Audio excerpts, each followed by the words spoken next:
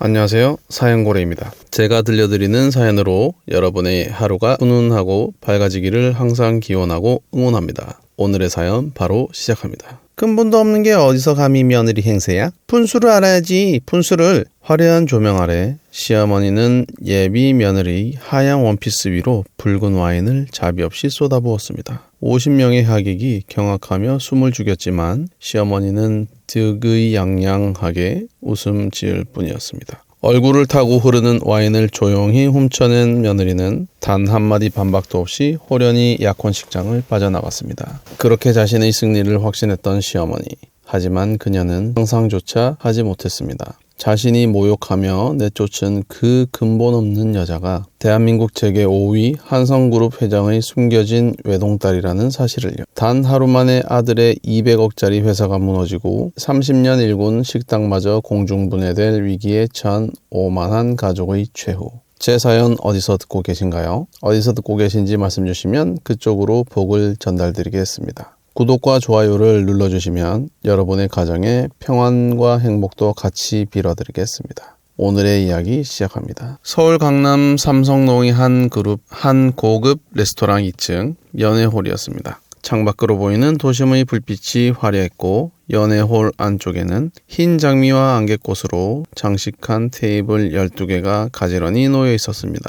50여 명의 하객이 샴페인 잔을 들고 웃음꽃을 피우고 있었고 은은한 재즈 피아노 선율이 천장의 크리스탈 조명 아래로 흘러내리고 있었죠. 저는 한준혁, 32살, IT 스타트업 넥스라인의 대표입니다. 그날은 제 약혼식이었습니다. 제 인생에서 가장 완벽한 날이 될 거라고 저는 진심으로 믿고 있었습니다. 예비 신부 다희가 하객들 앞에 섰습니다. 흰 원피스를 입은 다희의 어깨 위로 조명이 부드럽게 내려앉았고 다희는 저를 한번 바라본 뒤 어머니 쪽으로 고개를 돌렸습니다. 어머님, 저 다희 인사드립니다. 앞으로 어머님을 친어머니처럼 모실게요. 부족한 점이 많겠지만 예쁘게 봐주세요. 다희가 허리를 깊이 숙이며 또렷한 목소리로 인사했습니다. 하객들 사이에서 박수가 터져나왔습니다. 저도 손뼉을 치며 웃었습니다. 그런데 그 순간 저는 어머니의 얼굴을 봤습니다. 입술 양 끝이 아래로 내려가 있었고 눈썹 사이의 주름이 깊게 파여 있었습니다.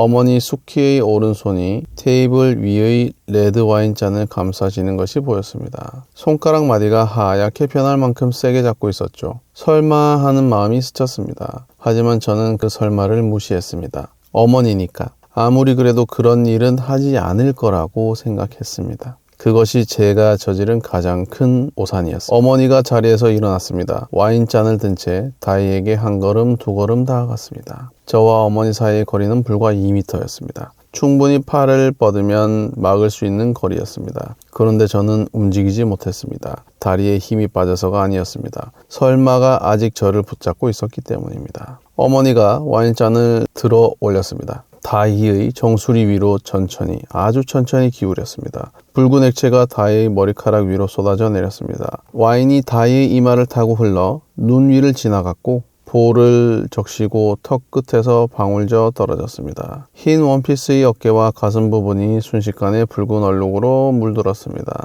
연회홀 전체가 얼어붙었습니다. 재즈 피아노가 멈추고 샴페인 잔을 든 손들이 공중에서 멈추고 50여 명의 입이 동시에 다물어졌습니다. 어머니가 빈 와인잔을 테이블 위에 탁 내려놓으며 입을 열었습니다. 우리 준혁이한테는 어울리지 않아. 상견례도 안 하고 약혼식에 사돈될 사람 얼굴도 안 비치면서 어디서 며느리라고 설치기를. 분수를 알아야지 분수를. 어머니의 목소리가 조용한 연회홀 안에서 벽을 타고 울렸습니다. 저는 그 자리에 서서 다희의 얼굴을 바라봤습니다. 와인과 함께 눈물이 흘러내리고 있었습니다. 다희의 입술이 한 번 떨렸지만 다희는 아무 말도 하지 않았습니다. 돌이켜보면 이 참사에는 분명한 전조가 있었습니다. 어머니는 약혼식 전날 밤에도 종로 식당 주방에서 칼로 물을 썰며 투덜거렸습니다. 그 여자애 부모는 도대체 왜 안 오는 거냐? 양가 상견례도 안 하고 약혼식을 해? 이게 말이 되는 소리야? 어머니의 칼질이 평소보다 거칠었고 도마 위에 탕탕 소리가 식당 전체에 울렸습니다. 저는 주방 입구에 기대서서 말했습니다. 어머니, 다인의 사정이 좀 복잡해요. 조금만 이해해 주세요. 어머니는 칼질을 딱 멈추고 저를 쏘아봤습니다. 복잡하다는 게 뭐냐? 세상에 부모 얼굴 못 내미는 집안이 정상이야? 뭘 숨기길래 그러는 건지 원. 어머니, 다이가 숨기는 게 아니에요. 부모님이 해외에 오래 계셔서 사정이 여의치 않은 거라니까요. 어머니는 칼을 도마에 꽂 내려놓으며 한숨을 푹 내쉬었습니다. 해외 매번 해외 타령이야. 준혁아, 엄마가 세상을 얼마나 오래 살았는데 그 말을 고지 곧대로 믿냐? 안 보이는 데는 다 이유가 있는 법이야. 저는 대답하지 못했습니다. 사실 저도 다이의 부모에 대해 아는 것이 없었으니까요. 다이는 5년 동안 해외에 계시다는 말 외에는 부모님 이야기를 거의 하지 않았습니다. 저는 그것을 존중이라고 생각했습니다. 다이의 따뜻함과 진심만으로 충분하다고 믿었으니까요. 하지만 어머니는 달랐습니다. 아버지가 교통사고로 돌아가신 뒤 혼자 종로의 작은 백반집을 일으켜 세상에 속아본 경험이 수없이 많은 사람이었습니다. 새벽 4시에 일어나 장을 보고 밤 10시에 식당을 문 닫고 그 사이에 손님한테 욕도 먹고 납품업자한테 사기도 당하며 30년을 버텨온 사람이었습니다. 어머니에게 정체불명의 며느리란 받아들일 수 있는 존재가 아니었을 겁니다. 저는 그걸 알면서도 조금만 이해해 주세요 라는 한마디로 넘기려 했던 것입니다. 다시 연회홀. 다이는 얼굴을 타고 흐르는 와인을 손등으로 한번 훔쳤습니다. 그리고 테이블 위 냅킨을 집어 조용히 목과 어깨를 닦았습니다. 연회홀 곳곳에서 수근거리는 소리가 들렸고 핸드폰 카메라 셔터음이 찰칵찰칵 울렸습니다. 다이는 그 소리들 속에서 한마디 반박도 하지 않았습니다. 테이블 위에 놓아두었던 핸드백만 조용히 집어들었습니다. 그리고 연회홀을 빠져나가기 시작했습니다. 저는 그때서야 다리가 풀린 몸을 움직였습니다. 다이야! 소리를 지르며 뒤따라갔습니다. 복도를 뛰어 엘리베이터 앞에 도착했을 때 문이 닫히고 있었습니다. 좁아지는 틈 사이로 다이와 눈이 마주쳤습니다. 다이의 눈에는 분노가 없었습니다. 원망도 없었습니다. 깊은 실망만이 고여 있었습니다. 그 눈빛이 왜 막지 않았어? 라고 말하고 있었습니다. 엘리베이터 문이 완전히 닫혔습니다. 저는 닫힌 금속문 앞에 서서 한참을 움직이지 못했습니다. 약혼식장으로 되돌아왔습니다. 하객들의 시선이 일제히 저에게 쏠렸습니다. 어머니는 아까 그 자리에 서서 와인잔을 내려놓고 있었습니다. 저는 어머니 앞에 섰습니다. 어머니, 왜 이러시는 거예요? 도대체 왜 이런 짓을 하신 거예요? 사람이 어떻게 그럴 수가 있어요? 목소리가 떨렸습니다. 어머니는 눈을 부릅뜨고 저를 올려다봤습니다. 내가 왜 그랬겠냐? 네가 몰라서 그래. 저 여자 집안을 내가 알아봤어. 부모가 누군지도 안 밝히잖아. 뭘 그렇게 숨기는 여자를 우리 집 며느리로 들이냐 말이냐. 어머니, 다이가 뭘 숨겨요. 사정이 있다고 했잖아요. 사정이라 세상에 양각 상견례도 못하는 사정이 어디 있어. 내가 30년을 사람한테 속으며 살아봐서 아는데 이런 경우에 꼭 나중에 큰 코 다친다. 어머니 목소리에는 후회가 없었습니다. 오히려 자기가 옳다는 확신으로 가득 차 있었습니다. 하객으로 온 친척 이모가 자리에서 일어나며 거들었습니다. 숙희 말도 맞는 말이요. 아무리 그래도 부모도 안 오는 약혼식이 세상에 어디 있냐. 큰아버지까지 팔짱을 끼고 고개를 숙였습니다. 그러게 말이다. 집안이 반듯하면 이럴 리가 있겠느냐. 저는 완전히 혼자가 되었습니다. 연회홀 한가운데서 50명의 시선 속에서 아무도 제 편이 아니었습니다. 그런데 저는 한참 뒤에야 알게 된 사실이 있습니다. 하객 중에는 넥스라인의 시리즈 B 투자를 이끌던 김상무도 있었습니다. 김상무는 와인이 쏟아지는 순간 테이블에서 조용히 일어나 연회홀을 빠져나갔습니다. 저는 그때 그 사실을 인지하지 못했습니다. 그날 밤 자취방에 혼자 앉아 다이에게 전화를 걸었습니다. 1통, 2통, 10통, 20통 전부 받지 않았습니다. 문자도 보냈습니다. 다이야, 미안해. 제발 전화 좀 받아줘. 읽음 표시조차 뜨지 않았습니다. 어두운 방에 앉아 오늘 일을 복기했습니다. 다이가 5년간 부모에 대해 자세히 말하지 않았던 것, 명절에도 부모님이 계신다며 우리 집에만 왔던 것, 어머니가 신원이 불분명하다고 의심할 만한 정황들이 하나씩 떠올랐습니다. 동시에 다른 기억도 떠올랐습니다. 다이가 준혁아 라고 다정하게 부르며 새벽까지 우리 회사 디자인 시안을 잡아주던 모습, 어머니 생신에 손수 케이크를 만들어 와서 어머님 생신 축하드려요, 맛없어도 먹어주셔야 하며 웃던 모습, 그 두 개의 기억이 머릿속에서 충돌하며 엉켜들었습니다. 잠이 오지 않았습니다. 새벽 2시 침대에 누워 천장을 바라보며 다이와의 5년을 처음부터 더듬었습니다. 대학 사진 동아리에서 처음 만났을 때 다이는 비싸지 않은 필름 카메라를 들고 종로 골목길 풍경을 찍고 있었습니다. 첫 데이트에서 다이가 고른 식당은 종로의 3,000원짜리 칼국수집이었고 다이는 면발을 후루룩 삼키며 말했습니다. 비싼 데 가면 밥맛이 없어. 나는 이런 데가 좋아. 제가 창업한다고 했을 때 주변 사람들은 하나같이 아이고 스타트업이 되겠냐 하며 고개를 저었지만 다이는 달랐습니다. 다이는 제 손을 꼭 잡으며 말했습니다. 나는 네가 뭘 하든 믿어주녀가 네가 하고 싶은 거 해. 내가 옆에 있을게. 다이는 그 말과 함께 자기 저축 500만 원을 제 손에 쥐어줬습니다. 그 500만 원이 넥스라인의 첫 서버 비용이었습니다. 그때 대학 은사이자 지금은 한국 AI 학회장을 맡고 있는 정호진 교수가 연구실에서 저를 불러앉히며 말했죠. 준혁이 사업 아이템 보증은 못 서지만 응원은 하마. 기죽지 말고 해봐. 다이의 500만원과 정호진 교수의 응원, 그 두 개의 믿음이 넥스라인의 시작이었습니다. 그리고 지금 그 모든 것이 와인 한 잔에 부서지고 있었습니다.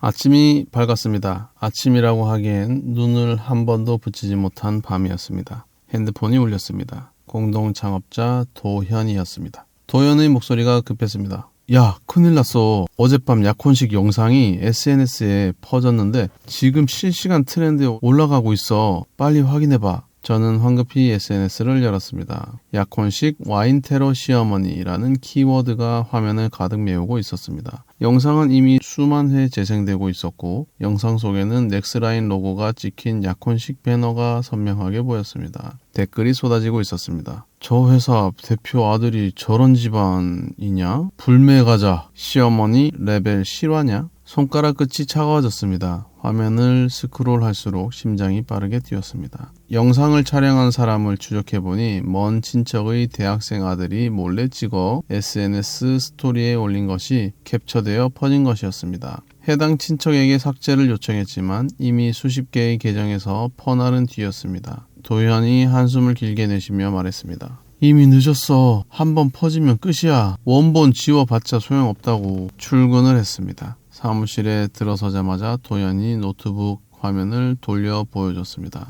KB캐피탈 김상무에게서 온 메일이었습니다. 이미지 리스크 재검토가 필요합니다. 투자 집행을 일시 보류하겠습니다. 뒤이어 서브 투자사 두 곳에서도 같은 내용의 연락이 왔습니다. 200억 규모의 투자가 한순간에 흔들리고 있었습니다. 15명 직원들의 시선이 모두 저를 향했습니다. 저는 입꼬리를 억지로 올리며 말했습니다. 다들 걱정 마.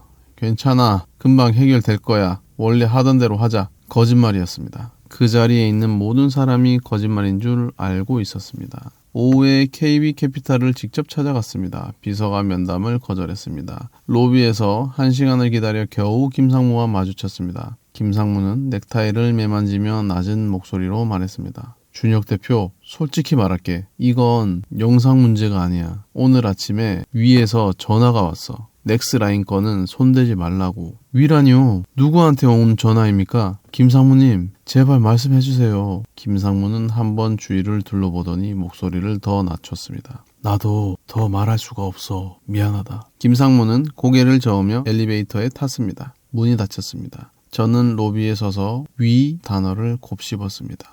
그때는 그 한 글자의 무게를 몰랐습니다. 사무실로 돌아와 도연에게 김상무의 말을 전했습니다. 도연이 의자를 끌어당기며 노트북을 열었습니다. 위에서 전화가 왔다고? 그 위가 도대체 누군지 한번 파보자. 도연은 KB캐피털의 출자자 구조를 하나씩 뒤지기 시작했습니다. 30분쯤 지났을 때 도연의 손이 멈췄습니다. 화면에 한성그룹 계열 금융사의 이름이 떠 있었습니다. KB캐피털의 최대 출자자였습니다. 저는 한성그룹이라는 이름에 특별한 의미를 느끼지 못했습니다. 그런데 도연이 키보드를 두드리며 검색을 이어가다 갑자기 멈추고 저를 돌아봤습니다. 도연의 얼굴이 창백해져 있었습니다. 야, 한성그룹 강태준 회장, 이 사람 딸 이름이 강다희야. 강다희, 설마 우리가 아는 그 다희? 저는 도연의 모니터를 들여다봤습니다. 강태준 회장의 기사 사진 옆에 졸업식 가족 사진 한 장이 있었습니다.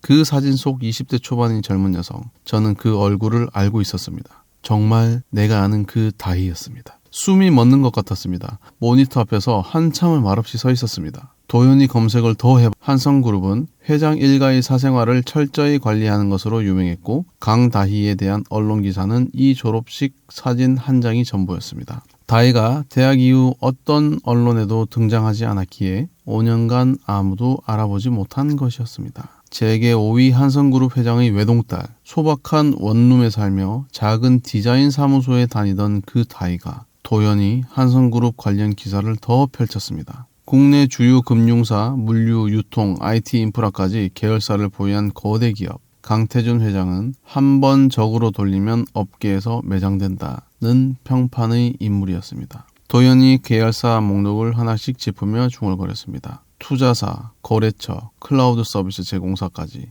야, 전부 다 한성그룹 영향권 아니야. 이건 투자가 날아가는 수준이 아니라 사업 자체가 통째로 날아가는 거야. 도연은 한성그룹 계열사 지도를 그리다가 문득 고개를 들었습니다. 야, 이럴 때 정호진 교수님한테 한번 연락해 봐야 하는 거 아니야? 교수님이 업계 인맥이 넓으시잖아. 저는 고개를 저었습니다. 지금 당장은 상황 파악이 먼저였습니다. 하지만 도연의 말을 머릿속 한쪽에 담아두었습니다. 그때 어머니에게서 전화가 왔습니다. 어머니의 목소리가 떨리고 있었습니다.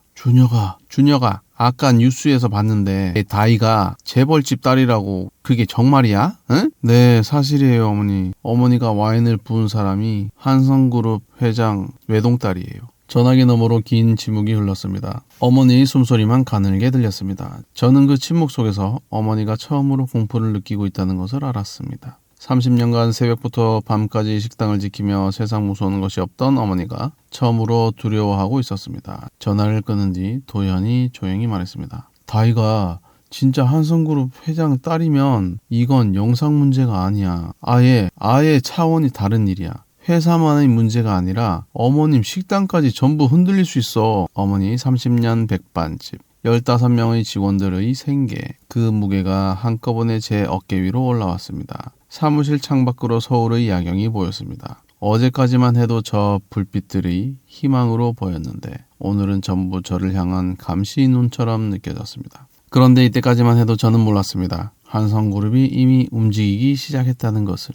그리고 다희가 사라진 곳에서 저에 대해서 어떤 선택을 하고 있었는지를. 한성그룹 본사 건물은 서울 중구 한복판에 서 있었습니다. 유리와 철골로 이루어진 40층짜리 건물이 아침 햇살을 받아 차갑게 빛나고 있었고 정문 앞 분수대에서는 물줄기가 쉬지 않고 솟구쳐 올랐습니다. 저는 그 건물 앞에 어머니와 나란히 서 있었습니다. 어머니의 손이 떨리고 있었습니다. 저는 어머니의 손을 잡지 않았습니다. 잡을 수가 없었습니다. 로비에 들어서자마자 비서실 직원이 다가왔습니다. 깔끔한 정장 차림의 젊은 남자였습니다. 어떤 용건이시죠? 한준혁입니다. 강태준 회장님을 뵙고 싶습니다. 직접 사과를 드리러 왔습니다. 비서실 직원은 고개를 한번 끄덕이더니 어딘가에 전화를 걸었습니다. 30초쯤 지나 전화를 끊고 돌아왔습니다. 회장님께서는 면회 일정이 없으십니다. 죄송합니다. 그때 어머니가 움직였습니다. 로비 한가운데 대리석 바닥 위에 무릎을 꿇었습니다. 58년을 살면서 누구 앞에서도 무릎을 꿇어본 적 없는 어머니가 30년간 새벽부터 밤까지 식당을 지키며 허리 한번 안 굽힌 어머니가 차가운 대리석 바닥 위에 두 무릎을 나란히 내려놓았습니다. 제가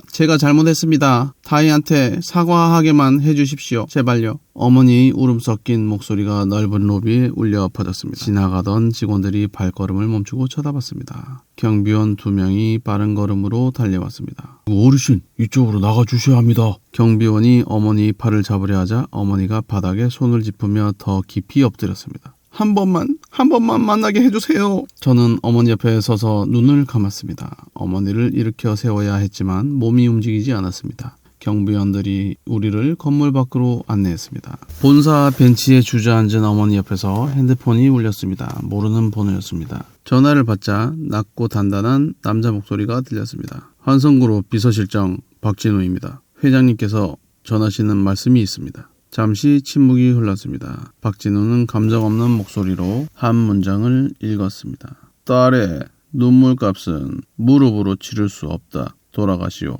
전화가 끊겼습니다. 저는 핸드폰을 내리고 어머니를 바라봤습니다. 어머니의 입술이 파르르 떨리고 있었습니다. 두 손을 무릎 위에 올려놓고 있었는데 30년간 주방에서 생긴 화상 흉터가 있는 그 손이 잘게 떨리고 있었습니다. 어머니 눈에서 자신이 저지른 일의 무게가 처음으로 보였습니다. 본사에서 돌아오는 택시 안에서 어머니는 창밖만 바라봤습니다. 한마디도 하지 않았습니다. 종로 식당 앞에 어머니를 내려드리고 저는 혼자 사무실로 향하는 길에 대학 선배이자 변호사인 최영재 형에게 전화를 걸었습니다. 형, 급하게 상담이 좀 필요한데 그 주 내내 투자 철회가 이어졌습니다. 200억 규모의 투자가 전액 무산되었습니다. 대기업 S사에서도 공문이 날아왔습니다. 한성그룹 계열과의 관계를 고려하여 넥스라인과의 협업을 재검토하겠습니다. 15명이던 직원 중 핵심 개발자인 팀장 민수를 포함한 6명이 같은 주에 동시에 사직서를 제출했습니다.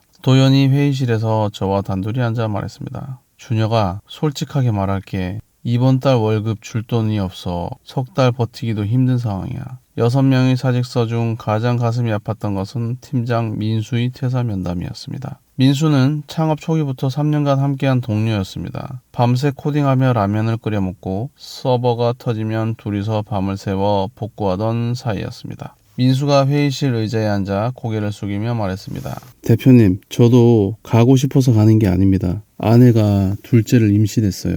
회사가 이런 상태에서 저는 버틸 수가 없습니다. 죄송합니다. 민수의 목소리가 끝에서 갈라졌습니다. 저는 민수의 눈을 바라보며 말했습니다. 미안하다 민수야. 잡지 않을게. 민수가 회의실을 나간 뒤 저는 빈 의자를 바라보며 한참을 앉아 있었습니다. 회사가 무너지는 와중에도 저는 매일 다희에게 연락을 시도했습니다. 전화번호는 변경되어 있었습니다. 자취방에 찾아가 봤지만 이미 비어 있었습니다. 다희가 다니던 디자인 사무소에 가보니 동료 디자이너가 말했습니다. 다희 일주일 전에 퇴사했어요. 어디로 갔는지는 저희도 몰라요. 갑자기 정리하고 나갔어요.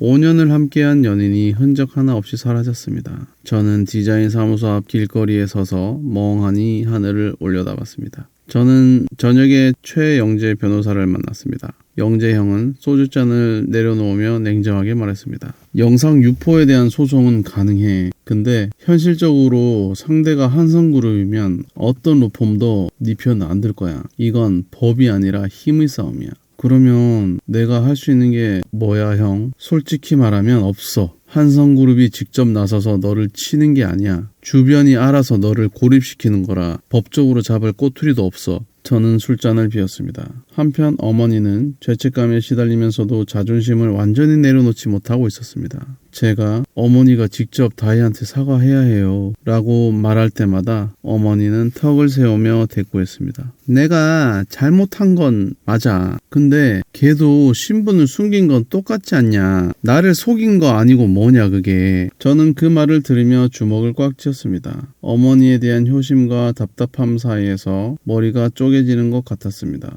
어머니가 틀렸어요. 이 한마디를 차마 입 밖에 꺼내지 못하는 제 자신이 비겁했습니다. 약혼식 영상은 TV 뉴스와 온라인 커뮤니티에서 대대적으로 퍼졌습니다. 한성그룹 회장 딸에게 와인 테러한 시어머니. 이 제목이 포털 메인에 올라갔습니다. 기자들이 어머니 식당 앞까지 찾아와 카메라를 들이밀었습니다. 단골 손님들이 발길을 끊었습니다. 퇴근길에 어머니 식당에 들렀더니 유리문에 갑질 식당이라고 적힌 스티커가 붙어 있었습니다. 저는 그 스티커를 손톱으로 긁어 떼어냈습니다. 손톱 사이로 피가 배어 나왔지만 멈추지 않았습니다. 식당 매출이 한 주 만에 80% 넘게 빠졌습니다. 어머니는 매일 아침 식당 문을 열었지만 하루 종일 손님이 두세 팀밖에 오지 않았습니다. 30년간 함께한 종업원 김씨 아주머니가 앞치마를 풀며 울먹였습니다. 아이고 사장님, 저도 이제 못 나올 것 같아요. 기자들이 제 얼굴까지 찍어갔어요.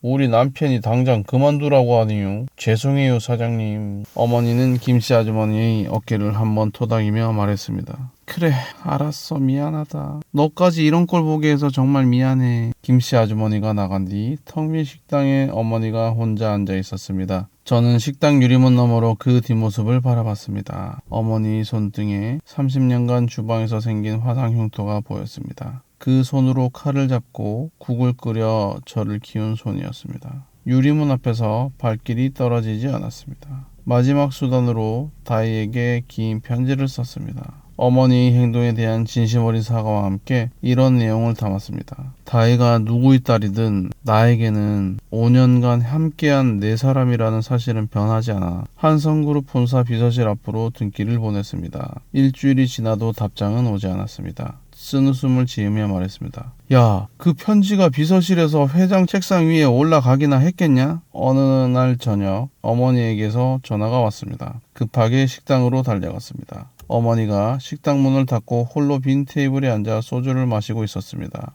벽에는 돌아가신 아버지 사진이 걸려 있었습니다. 소주병이 반쯤 비어 있었고 어머니 코끝이 빨갛게 물들어 있었습니다. 어머니가 아버지 사진을 올려다보며 말했습니다. 네 아버지가 살아있었으면 나를 한 대 쳤을 거다. 나는 너의 좋은 사람을 내 손으로 쫓아낸 거야. 어머니가 처음으로 자신의 잘못을 온전히 인정했습니다. 소주잔을 쥔 어머니의 손이 떨리고 있었습니다. 어머니는 술 기운의 예전 이야기를 꺼냈습니다. 아버지가 돌아가신 뒤 혼자 식당을 차린 첫 해, 강남의 건물주가 보증금을 갑자기 올려 쫓아내려 했던 일이었습니다. 어머니는 그때 건물주 사무실 앞에서 하루 종일 서 있었지만 문은 열리지 않았고 결국 종로로 쫓겨나듯 자리를 옮겨야 했습니다. 그때부터 돈 있는 놈들은 다 똑같다는 트라우마가 생긴 것이었습니다. 배경이 불분명한 사람, 정체를 알 수 없는 사람에 대한 극도의 불신, 다희의 집안을 밝히지 않은 것이 어머니의 그 오래된 상처를 정확히 건드렸던 겁니다. 저는 그 밤에야 비로소 이해했습니다. 어머니의 행동이 용서받을 수는 없지만 그 뿌리가 어디에 있는지를. 그날 밤 집에 돌아와 소파에 쓰러져 있는데 핸드폰이 울렸습니다. 다희의 예전 번호가 아닌 새로운 번호였습니다. 문자 한 통이었습니다. 편지 읽었어. 하지만 지금 나는 준혁 씨를 만날 수 없어. 아빠도 나도 시간이 필요해. 단 두 문장이었습니다. 안도와 절망이 동시에 밀려왔습니다. 다혜가 저를 준혁아가 아닌 준혁 씨라고 불렀습니다. 그 두 글자 차이가 우리 사이에 생긴 거리를 말해주고 있었습니다. 문자를 수십 번 다시 읽었습니다. 답장을 쓰려 했지만 시간이 필요하다는 말에 어떤 답을 보내야 할지 도무지 알 수 없었습니다. 결국 5글자만 보냈습니다. 알겠어. 기다릴게. 핸드폰을 내려놓았습니다. 침대에 누워 천장을 바라봤습니다. 다혜가 편지를 읽었다는 것은 어떤 경로로든 제 마음이 닿기는 했다는 뜻이었습니다. 그 한 줄기 연결이 지금의 저에게는 유일한 버팀목이었습니다. 하지만 동시에 회사 계좌의 잔고와 내일 남은 직원들에게 해야 할 설명이 현실로 밀려왔습니다. 그런데 저는 한참 뒤에야 알게 되었습니다. 이 문자가 발송된 곳은 다희의 자취방도 디자인 사무소도 아니었습니다. 한성그룹 본사였습니다. 다희는 이미 아버지 곁으로 돌아가 완전히 다른 삶을 시작하고 있었습니다. 약혼식 사건이 터진 지 2달이 지난 어느 아침이었습니다. 사무실 책상 위에 놓인 노트북으로 뉴스를 확인하던 도연이 갑자기 의자를 뒤로 밀며 저를 불렀습니다. 야, 이것 좀 봐. 지금 바로 와봐. 화면에는 속보가 떠 있었습니다. 한성그룹이 A솔루션 사업부를 신설했다는 보도였습니다. 기존에 검토만 하던 A사업 진출을 대폭 앞당긴 것이었고 그 사업의 총괄 책임자로 영입된 이름을 보는 순간 숨이 막혔습니다. 윤재혁. 넥스라인 초창기에 합류했다가 비전차회로 1년 만에 떠난 인물이었습니다. 우리 기술의 설계 구조를 속속들이 알고 있는 사람이었습니다. 도연이 모니터를 손가락으로 톡톡 두드리며 말했습니다. 이건 단순 경쟁이 아니야. 우리를 정조준한 거다. 강태준 회장이 본격적으로 움직이는 거야. 도연의 말이 끝나기도 전에 사태는 더 빠르게 악화되었습니다. 윤재혁 영입 소식이 전해진 당일 민수가 떠난 뒤 개발팀을 이끌던 시니어 개발자 은지가 제 앞에 앉았습니다. 은지의 눈이 빨갛게 충혈되어 있었습니다. 대표님, 솔직하게 말씀드릴게요. 재혁 오빠한테 연락이 왔어요. 한성에서 지금 연봉 3배를 제안했습니다. 저도 가고 싶어서 가는 게 아니에요. 근데 여기서 버틸 수가 없어요. 은지가 사직서를 테이블 위에 올려놓았습니다. 뒤이어 기획팀 1명과 디자이너 1명까지 같은 날 사직서를 냈습니다. 사무실에 고작 6명만 남았습니다. 텅 빈 책상들을 바라보며 저는 생각했습니다. 회사가 죽어가는 게 아니라 이미 죽었는데 제가 인정하지 못하고 있는 것은 아닌지. 바로 그 주말 예상치 못한 전화를 받았습니다. 상대방은 부드럽고 낮은 여자 목소리였습니다. 한준혁 대표님이시죠? 저는 오윤정이라고 합니다. 강태준 회장의 전 부인이고 다희의 친엄마입니다. 심장이 쿵 내려앉았습니다. 오윤정은 약혼식 사건이 뉴스에 보도된 뒤 넥스라인 홈페이지 대표 연락처를 통해 제 번호를 알아냈다고 했습니다. 다희에게는 이 사실을 말하지 말아주세요. 부탁드립니다. 직접 만나서 드릴 말씀이 있어요. 서울 외곽의 조용한 찻집에서 오윤정을 만났습니다. 화려한 재벌가의 전 부인의 모습을 예상했지만 앞에 앉은 사람은 수수한 차림의 50대 여성이었습니다. 손톱에 매니큐어도 없었고 옷도 평범한 가을 외투였습니다. 오윤정은 찻잔을 양손으로 감싸진 채 이야기를 시작했습니다. 저는 다희가 3살 때 이혼했어요. 그 뒤로 단 한 번도 딸을 만나지 못했습니다. 이혼 과정에서 양육권을 완전히 빼앗겼다고 했습니다. 회장이 딸에게 접근하면 법적 조치를 취하겠다고 경고했고 20년 넘게 멀리서 딸을 지켜볼 수밖에 없었습니다. 오윤정이 찻잔 위로 시선을 떨구며 말했습니다. 다희가 재벌 타이틀을 싫어하는 이유가 있어요. 어린 시절에 제가 강 회장의 돈과 권력에 의해 쫓겨나는 걸 어렴풋이 기억하고 있거든요. 그 아이는 돈과 권력으로 사람을 지배하는 것을 누구보다 싫어해요. 오윤정의 눈가에 주름이 깊었습니다. 그 주름 사이로 20년간의 그리움이 보이는 것 같았습니다. 오윤정이 저를 찾아온 또 다른 이유가 있었습니다. 이혼 후에도 한성그룹 본가에서 20년 넘게 근무하고 있는 옛 가정부 최 여사와 비밀리에 연락을 유지해 왔는데 최 여사를 통해 다희의 소식을 전해 들은 것이었습니다. 최 여사가 그러더군요. 다희가 아무것도 먹지 않고 방에만 있다고. 아무도 만나지 않고 커튼도 치지 않는다고. 오윤정의 손이 찻잔 위에서 떨렸습니다. 그 아이가 무너지면 저는 살 수가 없어요. 준혁 대표님, 제발 그 아이를 포기하지 마세요. 오윤정은 한 가지를 더 전했습니다. 최 여사에 따르면 다희가 최근 아버지에게 직접 요구했다고 합니다. 다희가 아버지한테 이렇게 말했다 하더군요. 제가 그루비를 맡을 테니 더 이상 넥스라인을 건드리지 마세요. 라고. 저는 찻잔을 내려놓았습니다. 손에 힘이 빠졌습니다. 다희가 신분을 숨기고 평범하게 살겠다던 삶을 완전히 뒤집은 것이었습니다. 재벌가 후계자의 길, 다희가 가장 싫어했던 바로 그 길을 택한 것이었습니다. 아버지의 보복을 멈추기 위한 거리였습니다. 그런데 오윤정이 목소리를 더 낮추며 덧붙였습니다. 문제는 회장이 딸의 요구를 겉으로는 받아들였지만 실제로는 딸 모르게 공격을 계속하고 있다는 거예요. AI 사업부 신설도 거래처 잠식도 전부 다희가 모르는 채로 진행되고 있어요. 다희는 보복이 멈췄다고 믿고 있었습니다. 저는 경악했습니다. 다희가 자신을 희생해서 막았다고 믿는 그 보복이 실제로는 멈추지 않았다는 사실에 사무실로 돌아와 도연에게 모든 이야기를 전했습니다. 도연은 머리를 두 손으로 쥐어뜯으며 말했습니다. 그래서 결론이 뭐냐? 더 복잡해진 거잖아. 다음 주 월요일 한성그룹 신설사업부가 넥스라인의 주력 거래처였던 중견 물류기업 3곳에 우리보다 40% 저렴한 가격으로 동일 솔루션을 제안했다는 소식이 들려왔습니다. 물류기업 담당자가 직접 전화를 걸어왔습니다. 죄송합니다, 한 대표님. 가격 차이가 너무 커서 위에서 검토를 지시했습니다. 저희도 어쩔 수가 없습니다. 투자도 끊기고 매출 기반까지 잠식당하고 있었습니다. 사면 초과였습니다. 남은 6명의 직원 중 2명이 더 사직 의사를 내비쳤습니다. 사무실에 남은 사람은 저와 도연, 그리고 입사한 지 2달밖에 안 된 25살 신입 인턴 한지민,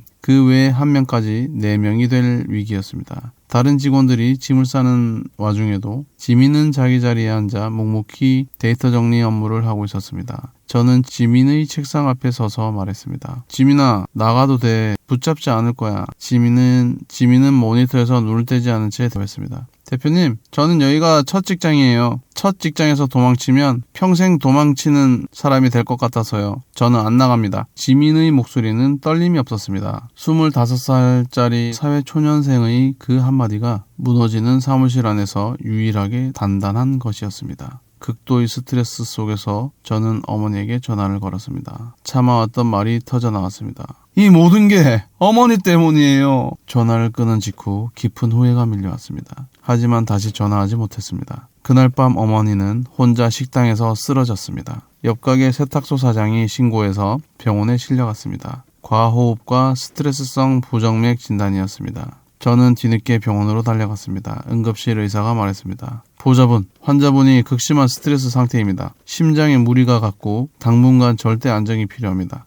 어머니는 산소 마스크를 쓴 채 눈을 감고 있었습니다. 제가 손을 잡자 어머니의 입술이 미세하게 움직였습니다. 미안하다 준혁아. 어머니에게 쏟아냈던 분노가 부메랑이 되어 돌아온 것이었습니다. 병원에서 어머니 곁을 지키던 새벽, 도연에게서 문자가 왔습니다. 마지막 남은 한 명도 내일 나오지 않겠다고 했어. 사무실에 남은 사람은 마지막 남은 한 명도 내일 나오지 않겠다고 했다. 사무실에 남은 사람은 저와 도연 그리고 인턴 한지민 단 3명이었습니다. 지민에게서 문자가 왔습니다. 대표님 저는 안 나갑니다. 이 회사가 제 첫 직장이니까요. 그 한 줄의 메시지를 읽으며 저는 병원 복도에서 소리 없이 울었습니다. 이틀 후 어머니가 퇴원했습니다. 퇴원하는 길에 어머니가 먼저 입을 열었습니다. 아이한테 내가 직접 사과할 방법을 찾아보자.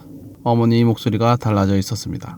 병원에서 이틀간 누워있으면서 돌아가신 아버지의 꿈을 꿨다고 했습니다. 꿈에서 네 아버지가 그러더라. 수키야, 네가 지금 뭘 하고 있는 거냐고. 어머니의 변화가 진심인 것을 느꼈습니다. 하지만 지금 당장은 어머니의 건강과 식당 일이 먼저였습니다. 어머니를 집까지 모셔다 드리고 약을 챙겨드린 뒤 나왔습니다. 그날 밤 혼자 한강변을 걸었습니다. 강바람이 차가웠습니다. 지난 2달간의 일들이 머릿속을 스쳐 지나갔습니다. 약혼식에서의 참사, 다희의 실종, 회사의 붕괴, 어머니의 입원. 모든 것이 제가 어머니의 행동을 막지 못한 한순간에서 비롯된 것이었습니다. 모든 것이 제가 어머니의 행동을 막지 못한 한순간에서 비롯된 것이었습니다. 다희한테도 어머니한테도 저는 아무것도 해주지 못했습니다. 한강 벤치에 앉아 핸드폰을 무심히 보던 중 업계 뉴스 알림이 떴습니다. 글로벌 AI 컨퍼런스 넥스트 웨이브 다음 달 싱가포르 개최 참가 스타트업 모집 세계적 투자 회사들이 주목하는 무대였습니다. 여기서 주목받으면 국내 투자판의 벽 따위는 의미가 없어질 수 있었습니다.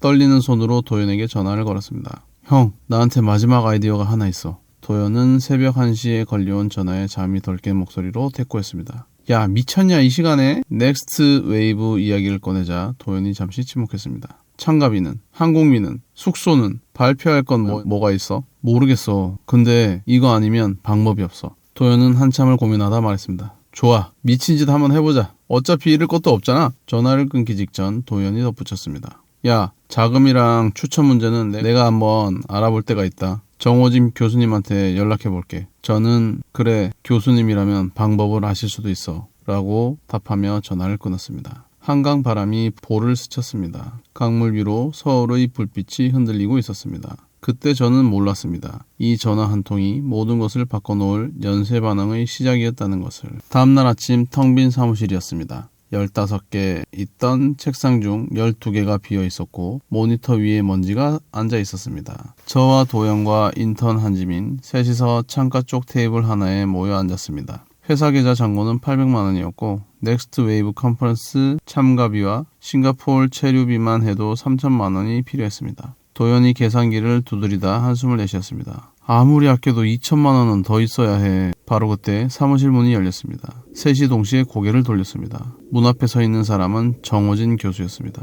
회색 재킷에 캔버스 가방을 메고 있었고 안경 너머로 우리 셋을 한번 훑어보더니 빈 책상들 사이를 지나 테이블 앞에 섰습니다. 도연이한테 네 상황 다 들었다. 이건 내가 멘토로서 가만히 볼 수 없는 일이야. 정호진 교수가 캔버스 가방에서 서류 봉투를 꺼내 테이블 위에 놓았습니다. 넥스트 웨이브 한국 대표 추천 슬롯 서류와 학회 기금 지원 확인서였습니다. 추천 슬롯 하나 빼놨고 체류비는 학회 기금에서 지원한다. 그리고 내 연구실 대학원생 2명을 임시로 여기에 보내줄 테니 개발 인력으로 한번 써봐. 저는 서류를 집어들었다 내려놓기를 반복하며 물었습니다. 교수님, 왜 이렇게까지 해주시는 겁니까? 정호진 교수가 빈 책상들을 한번 둘러보고 다시 저를 바라봤습니다. 내 제자가 한번 맞은 걸로 주저앉으면 그건 내 교육이 잘못된 거다. 그날부터 전쟁이 시작되었습니다. 저와 도영과 지민 그리고 파견된 대학원생 2명까지 5명이 남은 3주간 매일 새벽 2시까지 사무실에서 넥스라인의 차세대 애솔루션을 개발했습니다. 라면 박스가 사무실 구석에 쌓였고 커피 냄새가 벽에 배어들었습니다. 도연은 기존 기술의 핵심 알고리즘을 완전히 재설계하기 시작했습니다. 이것은 도연이 2년간 혼자 연구해온 비공개 알고리즘이었습니다. 회사 서버에 올린 적이 없어서 윤재혁도 모르는 기술이었습니다. 도연이 화이트보드에 설계 구조를 그리며 말했습니다. 재혁이가 갖고 간 건 껍데기야. 진짜 우리 무기는 이거다. 이 새로운 설계. 도연의 손끝에서 마커가 멈추지 않았습니다. 지민은 신입답지 않은 집중력으로 데이터 전처리와 테스트를 도맡았습니다. 지민의 모니터에는 항상 숫자들이 빼곡하게 흘러가고 있었습니다. 어느 밤 사업 모델과 발표 자료를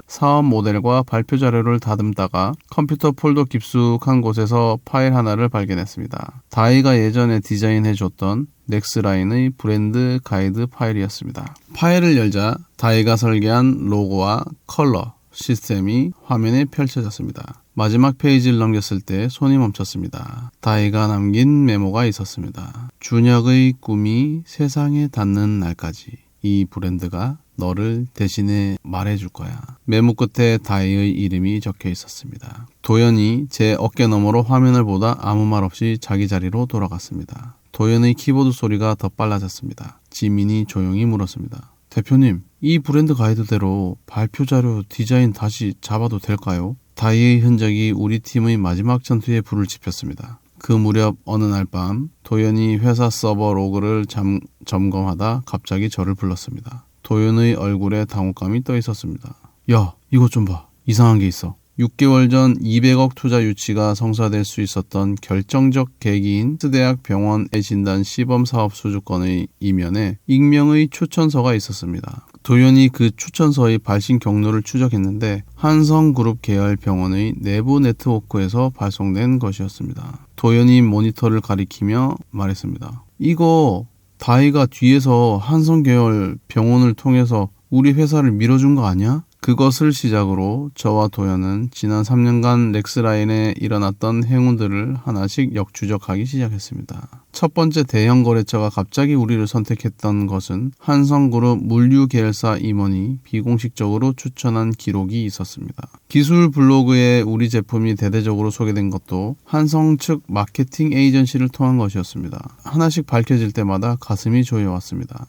다이는 자신의 정체를 철저히 숨기면서도 보이지 않는 곳에서 넥스라인을 지탱하고 키워왔던 것입니다. 5년간 단 한 번도 티내지 않고 말이죠. 저는 어머니를 찾아갔습니다. 서버 로그와 추천서 기록을 출력해서 어머니의 식당 테이블 위에 펼쳤습니다. 한 장 한 장 설명했습니다. 이 거래처는 다이가 연결해 준 것이었고 이 추천서는 다이가 한성계열 병원을 통해 보낸 것이었으며 이 기사는 다이가 뒤에서 마케팅 에이전시를 통해 보낸 것이었다고. 어머니의 손이 떨리기 시작했습니다. 종이를 한 장 한 장 읽어 내려가던 어머니의 눈에서 눈물이 떨어졌습니다. 아이고, 이 아이가 이 모든 걸... 어머니는 말을 잇지 못했습니다. 저는 처음으로 어머니가 다이에 대한 미안함을 넘어 진정한 감사의 감정으로 우는 것을 봤습니다. 어머니가 눈물을 닦으며 말했습니다.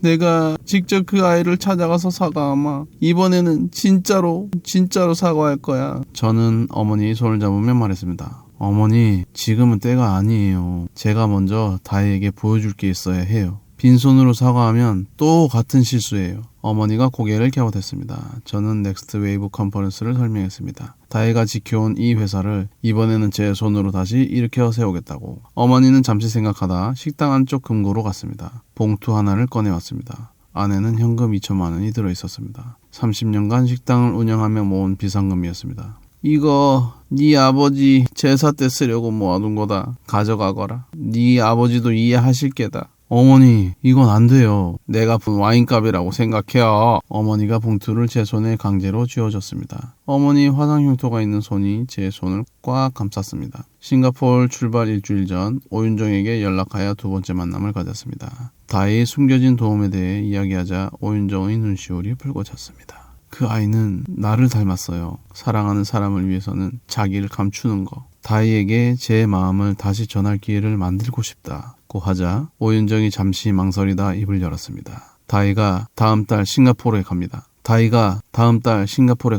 한성그룹 아시아 포럼에 아버지를 수행한다고 들었어요. 컨퍼런스와 같은 시기 같은 도시였습니다. 출발 전 저는 어머니에게 전화를 걸었습니다. 어머니, 혹시 여권 있으세요? 여권이 뭐냐? 그런 거 만들어 본 적도 없다, 야. 가까운 구청에서 긴급 여권을 신청해 주세요. 어머니는 이유를 묻지 않았습니다. 다음날 아침 일찍 구청을 찾아가 긴급 여권 발급을 신청했습니다. 인천공항 이코노미 클래스 좌석에서 저와 도연과 지민은 노트북을 펼치고 마지막 발표 리허설을 했습니다. 도현이 좁은 좌석에서 몸을 뒤틀며 말했습니다. 우리 셋이서 세계 무대에 나간다는 게 무모한 거 맞지만 어차피 잃을 것도 없잖아. 지민이 타이머 앱을 보여주며 말했습니다. 대표님, 저 발표장에서 타이머 잡는 거 연습했어요. 정확하게 맞출 수 있어요. 저는 이 두 사람이 끝까지 남아준 것만으로도 감사하다고 속으로 되뇌며 비행기 창밖을 바라봤습니다. 구름 위로 햇살이 퍼지고 있었습니다. 비행기 안에서 발표 원고의 마지막 부분을 고쳤습니다. 기술적 우수성을 어필하는 기존 결론을 지우고 새로운 문장을 썼습니다. 이 기술은 한 사람의 믿음에서 시작되었습니다. 이 문장이 투자자들에게는 팀의 진정성을, 혹시 이 소식을 접하게 될 다이에게는 제 마음을 전할 수 있기를 바랬습니다. 싱가포르 도착 첫날 마리나베이 샌즈 컨벤션 센터 등록, 데스크 앞 긴 줄에 서 있었습니다. 열대의 습한 공기가 건물 안까지 스며들어 있었고 세계 각국에서 온 참가자들의 영어와 중국어와 일본어가 뒤섞여 웅성거렸습니다. 등록 데스크 건너편에 비라운지 입구가 보였습니다. 그곳에서 검은 정장 차림에 단정하게 머리를 올린 여자가 한성그룹 임원들과 함께 걸어가고 있었습니다. 다이였습니다. 5년간 소박한 원룸에서 티셔츠 차림으로 웃던 모습과는 전혀 달랐습니다. 재벌가 후계자의 당당한 걸음걸이였습니다. 저는 그 자리에 얼어붙었습니다. 다이가 고개를 돌려 이쪽을 보는 듯 했지만 곧바로 시선을 거두고 라운지 안으로 사라졌습니다. 도연에게 다이가 같은 건물에 있다는 사실을 알리자 도연이 제 어깨를 잡으며 말했습니다. 일단 발표에 집중하자. 네가 여기서 무너지면 여기까지 온 의미가 없어. 호텔에 체크인한 후 어머니에게 전화를 걸었습니다. 어머니, 긴급 여권 나왔어요? 어제 나왔다. 근데 왜? 아직은 모르겠지만 어머니가 필요한 순간이 올 수도 있어요. 여권이랑 옷 한 벌 가방에 넣어두세요. 어머니는 뭔가를 직감한 듯 더 묻지 않았습니다. 그래, 알겠다. 그날 밤 호텔방에서 내일 있을 컨퍼런스 메인 피칭 세션에 집중하기 위해 발표 원고를 마지막으로 다듬었습니다. 도현은 라이브 데모를 최종 점검하고 있었고 지민은 보조자료를 정리하다 잠이 들어 노트북 위에 엎드려 있었습니다. 지민의 볼에 키보드 자국이 찍혀 있었습니다. 내일이 넥스라인의 마지막 기회이자 다이에게 보낼 수 있는 유일한 메시지가 될 것이었습니다. 불을 껐습니다. 싱가포르의 야경이 커튼 틈으로 스며들어 왔습니다. 내일 발표가 끝난 후 어떤 일이 벌어질지 저는 아직 상상도 하지 못하고 있었습니다. 다음날 오전 1시 넥스트 웨이브 메인 홀이었습니다. 500석 객석이 세계 각국의 투자자와 기술 관계자로 가득 차 있었습니다. 무대 위에는 거대한 스크린이 걸려 있었고 조명이 발표자 자리를 하얗게 비추고 있었습니다. 영어와 중국어와 일본어가 뒤섞인 웅성거림이 홀 전체를 채우고 있었습니다. 넥스라인의 발표 순서가 되었습니다. 무대 옆 대기석에서 일어서는데 다리가 떨렸습니다. 도연이 제 등을 한번 쳤습니다. 가라, 네가 할 수 있는 거 다 해. 지민이 타이머를 들어 보이며 고개를 끄덕였습니다. 무대 위에 섰습니다. 500개의 시선이 저를 향했습니다. 마이크를 잡은 손이 축축했습니다. 첫 마디가 떨렸습니다. 하지만 두 번째 문장부터 목소리에 힘이 실리기 시작했습니다. 다이가 디자인한 브랜드 가이드를 기반으로 지민이 다시 잡은 발표 자료가 스크린에 펼쳐졌고 저는 넥스라인의 차세대 AI 솔루션 설계를 설명했습니다. 도연이 무대에 올라와 실시간 라이브 데모를 시연했습니다. 도연의 손가락이 키보드 위를 빠르게 움직였고 화면에 결과값이 떠오르는 순간 객석에서 감탄의 웅성거림이 나왔습니다. 발표의 마지막 문장이었습니다. 스크린에 한 줄이 떠올랐습니다. 이 기술은 한 사람의 믿음에서 시작되었습니다. 저는 그 문장을 또렷하게 읽었습니다. 객석이 잠시 조용해졌다가 박수가 터져 나왔습니다. 심사위원석의 글로벌 투자사 파트너 3명이 동시에 메모를 적는 모습이 보였습니다. 무대 뒤로 내려왔습니다. 도연과 지민이 기다리고 있었습니다. 셋이서 손을 부여잡았습니다. 도연의 손도 떨리고 있었고 지민의 눈이 뻘겋게 젖어 있었습니다. 해냈다. 일단 해냈어. 제 속삭임에 도연이 고개를 끄덕였습니다. 발표 직후 네트워킹 시간이었습니다. 실리콘밸리의 유명 투자사인 세쿼이아 파트너가 직접 다가왔습니다. 명함을 건네며 말했습니다. 한국에서 이런 팀이 올 줄 몰랐습니다. 다음 주에 화상 미팅을 잡읍시다. 뒤이어 일본과 싱가포르의 투자사 두 곳에서도 미팅 요청이 들어왔습니다. 넥스라인이라는 이름이 컨퍼런스 현장에서 회자되기 시작했습니다. 지민은 쏟아지는 명함을 받아들며 손이 떨렸고 도연이 제 옆에서 환하게 웃으며 말했습니다. 야, 국내에서 문 닫히면 3개로 열면 되는 거였어. 발표가 끝나고 메인홀 뒤편에서 물을 마시고 있는데 젊은 여성 한 명이 다가왔습니다.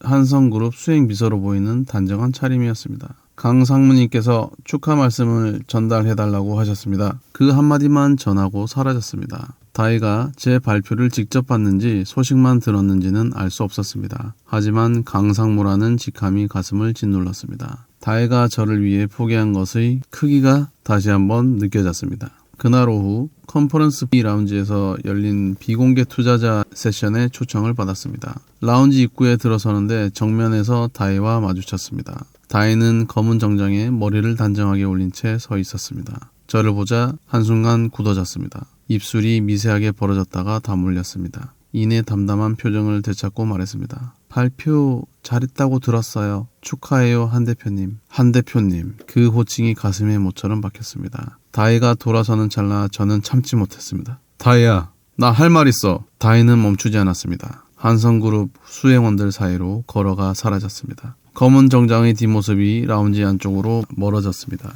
그 뒷모습을 바라보고 있는데 뜻밖에도 옆에서 누군가 다가왔습니다. 한성그룹 비서실장 박진우였습니다. 서울 본사에서 돌아가시오라는 회장의 말을 전했던 바로 그 사람이었습니다. 한 대표, 회장님께서 오늘 저녁 식사에 초대하십니다. 마리나베이 샌즈 56층 프라이빗 다이닝 8시. 이것이 기회인지 함정인지 판단할 수 없었습니다. 하지만 거절할 이유도 없었습니다. 수락했습니다. 호텔방으로 돌아와 도연에게 상황을 전했습니다. 도연이 침대에 걸터앉으며 말했습니다. 강태준 회장이 직접 불렀다고? 이건 두 가지야. 너를 마지막으로 밟으려는 거거나 뭔가 달라진 거거나. 양복이 없었습니다. 도연의 여분 셔츠를 빌렸습니다. 지민이 편의점에서 사온 구두약으로 신발을 닦았습니다. 재계 5위의 회장과의 만찬 준비치고는 처참했지만 지금의 저에게는 이것이 전부였습니다. 저녁 8시 56층 프라이빗 다이닝룸에 들어섰습니다. 싱가포르의 야경이 통유리 너머로 펼쳐져 있었습니다. 마리나 베이의 불빛이 바다 위에 흩뿌려져 있었고 멀리 화물선들의 등이 점점이 떠 있었습니다.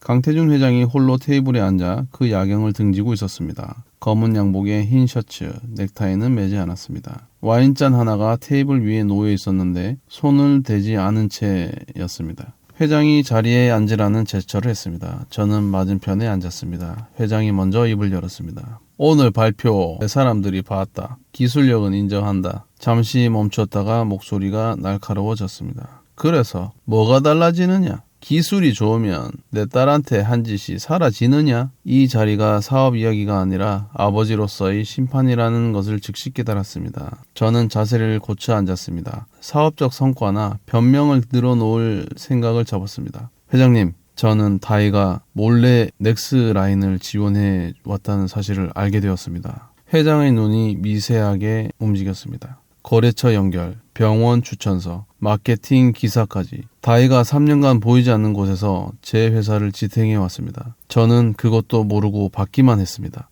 회장은 아무 말 없이 저를 바라보고 있었습니다. 그리고 약혼식 날 어머니가 와인을 들어 올렸을 때 저는 2m 앞에 서 있었습니다. 막을 수 있었는데 막지 못했습니다. 그것이 제 비겁함입니다. 회장의 턱 근육이 한번 경직되었다가 풀렸습니다. 회장님이 원하시는 것이 사업가로서의 능력이 아니라 다이를 지킬 각오라면 저는 오늘 이 자리에서 그 각오를 말씀드리기 위해 왔습니다. 회장의 냉정한 표정에 처음으로 미세한 변화가 보였습니다. 눈꺼풀이 한번 떨렸습니다. 긴 침묵이 흘렀습니다. 회장이 입을 열었습니다. 다이가 후계자 수업을 받겠다고 한 이유를 아느냐? 예, 알고 있습니다. 회장님의 보복을 멈추기 위해서라고 들었습니다. 회장의 눈빛이 순간 날카로워졌습니다. 그걸 누구한테 들었어? 저는 대답하지 않았습니다. 회장도 더 이상 추궁하지 않았습니다. 이미 짐작하고 있지만 묻지 않기로 한 것 같았습니다. 중요한 것은 다이가 자기가 가장 싫어하는 삶을 택하면서까지 저와 제 회사를 지키려 했다는 사실입니다. 저는 그 희생을 더 이상 다이 혼자 지게 할 수 없습니다.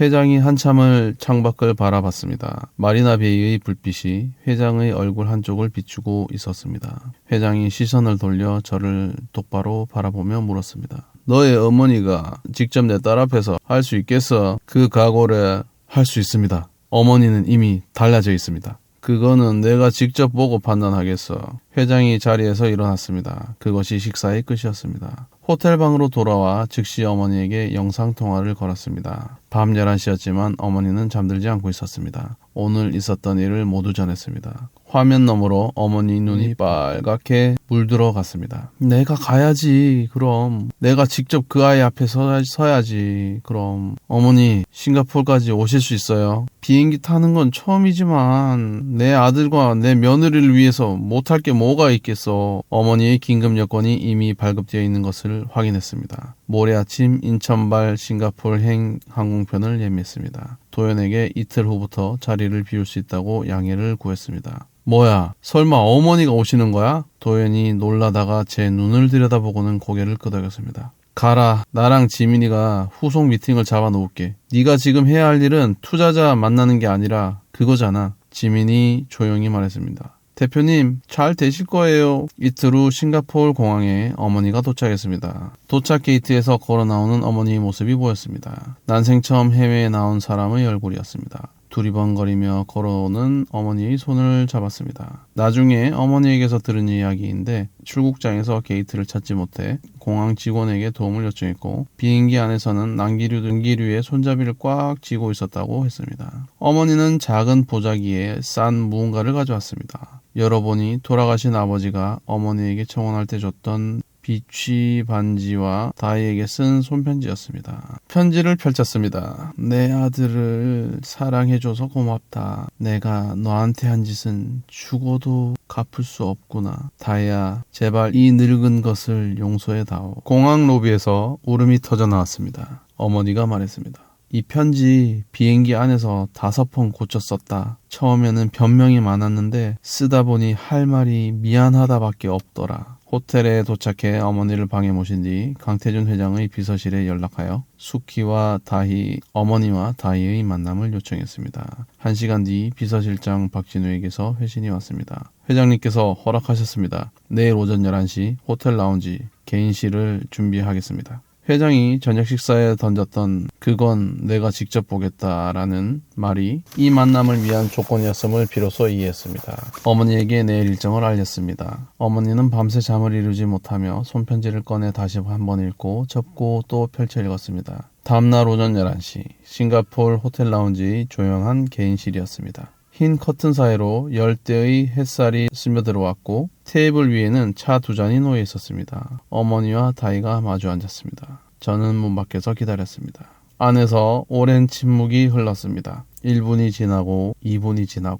숨소리조차 들리지 않는 정적이었습니다. 그리고 무릎이 바닥에 닿는 둔탁한 소리가 들렸습니다. 어머니가 무릎을 꿇은 것이었습니다. 다희야. 어머니가 처음으로 다희의 이름을 불렀습니다. 그 여자도 그 아이도 아닌 다희야. 떨리는 손으로 편지를 내밀었습니다. 안에서 종이 펼쳐진 소리가 났습니다. 그리고 잠시 후 다희가 읽다 멈추는 것이 느껴졌습니다. 숨을 삼키는 소리가 들렸습니다. 어머니의 목소리가 떨리며 흘러나왔습니다. 내 딸이 되어다오. 긴 울음소리가 문 밖까지 새어나왔습니다. 두 사람의 울음이 섞여 있었습니다. 한참이 지난 뒤 다이의 목소리가 들렸습니다. 처음부터 제가 원한 건 그 한마디였어요, 어머니. 저는 벽에 기대어 소리 없이 눈물을 흘렸습니다. 복도의 형광등 불빛이 흐릿하게 번져 보였습니다. 잠시 후 안에서 다이의 목소리가 다시 들렸습니다. 어머니, 준혁이는 잘 있었어요? 준혁이. 문 밖까지 전해지는 그 호칭에 저는 숨을 멈췄습니다. 다이가 벽 하나를 사이에 두고 다시 저를 이름으로 부르기 시작한 것이었습니다. 한 대표님도 준혁 씨도 아닌 준혁이. 어머니의 목소리가 코맹맹이로 대답했습니다. 그래,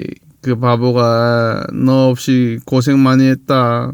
개인실 문이 열렸습니다. 다이가 빨갛게 부은 눈으로 나와 저를 바라봤습니다. 저는 아무 말도 하지 못한 채 서 있었습니다. 다이가 한 발짝 다가왔습니다. 바보! 다이가 한마디 하며 제 가슴에 이마를 대었습니다. 저는 다이를 끌어안았습니다. 다이의 어깨가 떨리고 있었습니다. 뒤에서 어머니가 두 사람을 바라보며 쥐고 있던 비치 반지를 다이 손에 쥐어줬습니다. 저는 나중에 다이에게서 전해 들었습니다. 복도 저편에서 이 광경을 조용히 지켜보던 강태준 회장이 비서실장에게 짧게 지시했다고 합니다. 넥스라인 원래대로 돌려놓게. 그 결정의 이유에 대해 회장은 나중에 다이에게 이렇게 말했다고 합니다. 네가 금마 그거 준혁이 발표 소식 듣고 처음으로 웃더라. 아빠가 졌다. 그 순간에 저는 아무것도 모른 채 다이를 아는 팔에 힘을 주며 속삭였습니다. 다시는 놓지 않을게. 싱가포르의 오전 햇살이 호텔 복도의 창을 타고 들어와 우리 셋의 그림자를 길게 늘여놓고 있었습니다. 싱가포르에서 돌아온 지 한 달 후 넥스라인 사무실로 계약서가 도착했습니다. 세코이아를 비롯한 글로벌 투자사 3곳의 공동투자 계약서였습니다. 투자 규모는 기존의 2배인 400억 원이었습니다. 도연이 계약서에 서명하며 펜을 내려놓고 말했습니다. 우리가 국내에서 막혔을 때는 끝인 줄 알았는데 돌아가니까 더 큰 문이 열렸네. 지민은 인턴에서 정식 팀원으로 전환되었습니다. 인사 발령 메일을 받아든 지민의 눈이 젖어들었습니다. 사무실에는 다시 새로운 직원들이 하나둘 채워지기 시작했습니다. 텅 비었던 12개의 책상 위에서 먼지가 걷히고 모니터에 다시 불이 들어왔습니다.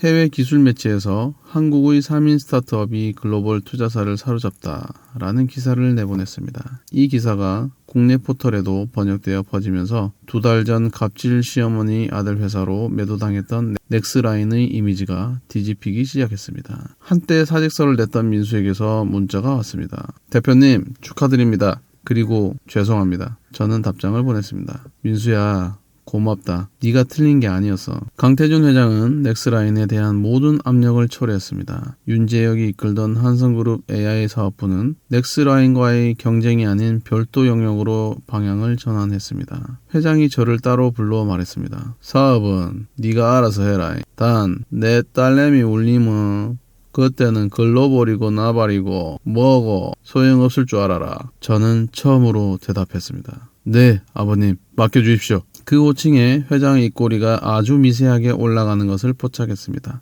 다이는 한성그룹 경영에는 전면 복귀하지 않되 그룹 산하 디자인 랩의 총괄 디렉터를 맡기로 결정했습니다. 다이가 저에게 말했습니다. 나는 더 이상 아빠의 딸이라는 것을 숨기지 않을 거야. 하지만 나답게 살 거야. 신분을 숨기던 시절의 소박한 다이도 재벌가 후계자로서의 당당한 다이도 모두 같은 사람이라는 것을 비로소 온전히 받아들였습니다. 어머니와 다이의 관계는 싱가포르의 화해 이후 천천히 그러나 확실하게 회복되어 갔습니다. 다이가 매주 일요일 어머니의 백반집을 찾아와 함께 요리를 배우는 것이 두 사람의 새로운 일상이 되었습니다. 어머니가 된장찌개 끓이는 법을 가르치며 말했습니다. 우리 집 맛은 이거야. 이제 너도 우리 집 사람이니까 알아야지. 다이가 국자를 들고 웃으며 대답했습니다. 어머니, 저 사실 요리 못하는 거 아시잖아요. 저는 식당 구석에 앉아 두 사람이 함께 웃는 풍경을 바라봤습니다. 이것이 제가 5년간 꿈꿔왔던 장면이었습니다. 식당에도 변화가 찾아왔습니다. 사연 있는 맛집이라는 새로운 입소문이 퍼지기 시작했고 그만뒀던 종업원 김씨 아주머니가 식당 문을 열고 들어왔습니다. 사장님, 저 다시 나와도 될까요? 어머니가 퉁명스럽게 대꾸했습니다. 뭘 또 왔어?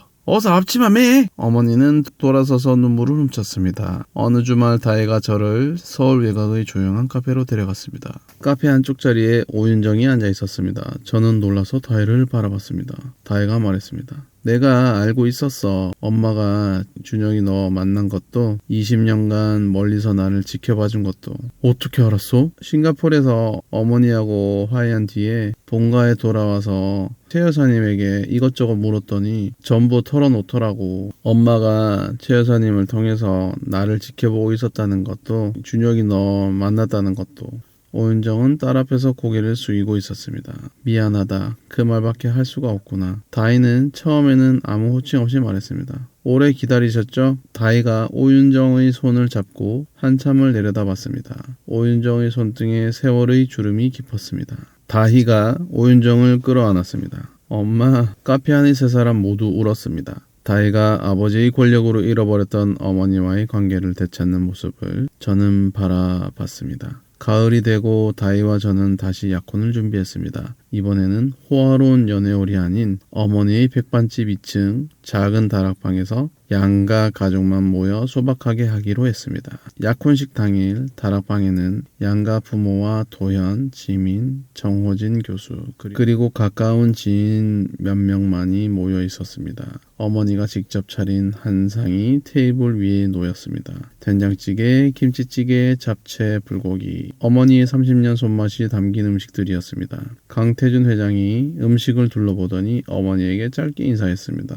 정성이 대단하십니다. 어머니가 고개를 숙이며 대답했습니다. 아이고 별것 아닙니다. 아이고 사돈어른 많이 드세요. 두 부모가 처음으로 눈을 마주치는 그 짧은 순간에 방의 공기가 한순간 멈춘 것 같았습니다. 오윤정은 강태준과 한 테이블 거리를 두고 앉아 딸을 바라보며 조용히 눈물을 닦았습니다. 저는 다혜의 손을 잡고 말했습니다. 이번에는 내가 지킨다. 반지를 다혜의 손가락에 끼워줬습니다. 다혜는 어머니가 전해준 비치 반지를 제 손에 끼워주며 말했습니다. 이건 어머니가 주신 거야. 우리 집 반지. 어머니는 두 손으로 입을 막고 울었습니다. 강태준 회장은 묵묵히 박수를 쳤습니다. 약혼식이 끝난 후 도연이 저를 백반집 뒤편 골목으로 불러냈습니다. 야, 나 할 말 있다. 도연이 골목벽에 기대서서 말했습니다. 사실 회사가 가장 힘들 때 나도 이직 제안을 받았었어. 근데 네가 한강에서 전화해서 마지막 아이디어가 있다고 했을 때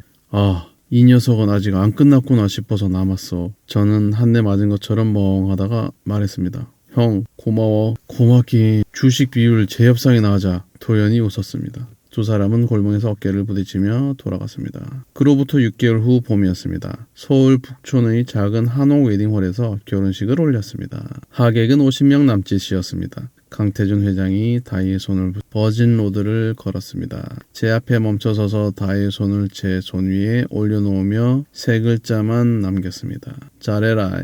하객석에서 어머니와 오윤정이 나란히 앉아 눈물을 훔치고 있었습니다.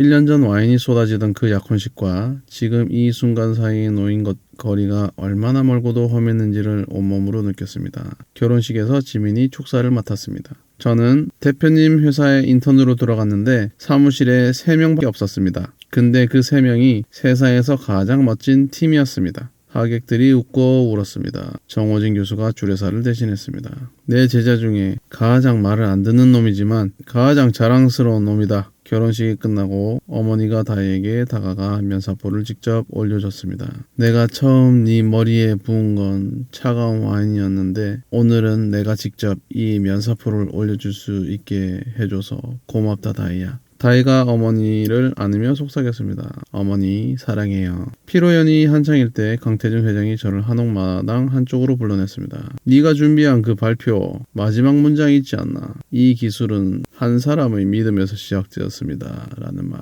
그게 다희 이야기인 거 알고 있다. 회장이 처음으로 아버지가 아닌 한 사람으로서의 표정을 보였습니다. 우리 다희 잘 부탁한다. 회장의 돌아가는 뒷모습에 저는 깊이 고개를 숙였습니다. 이 거대한 남자가 처음부터 끝까지 딸을 지키려 했을 뿐이라는 것을 이해했습니다. 피로연이 끝나갈 무렵 한옥마당 구석에서 강태준과 오윤정이 마주 서 있는 것이 눈에 들어왔습니다.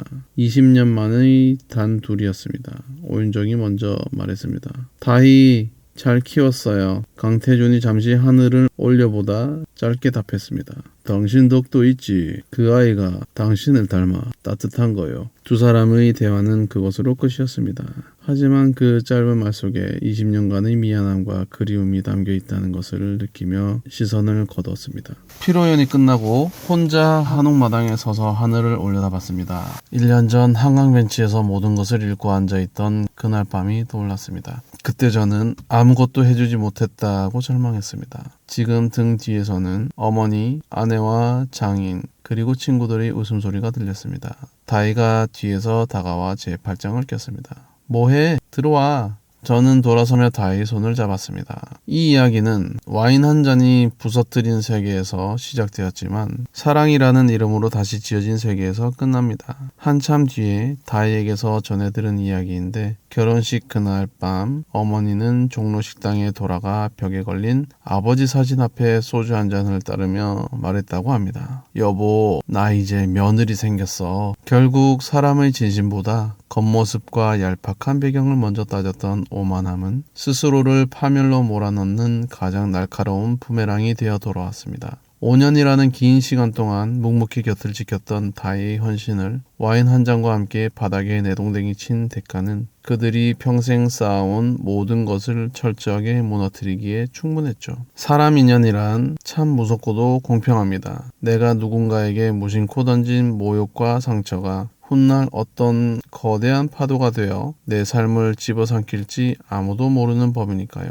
거칠에 갇혀 진짜 보석을 알아보지 못한 이들의 최후가 주는 통쾌한 사이다 결말이 여러분의 꽉 막힌 속을 조금이나마 뻥 뚫어드렸기를 바랍니다. 이야기를 끝까지 들어주신 분이 계시다면 잘 들었다고 댓글 하나만 남겨주세요. 저는 또 다음 이야기에서 다시 찾아뵙겠습니다. 감사합니다.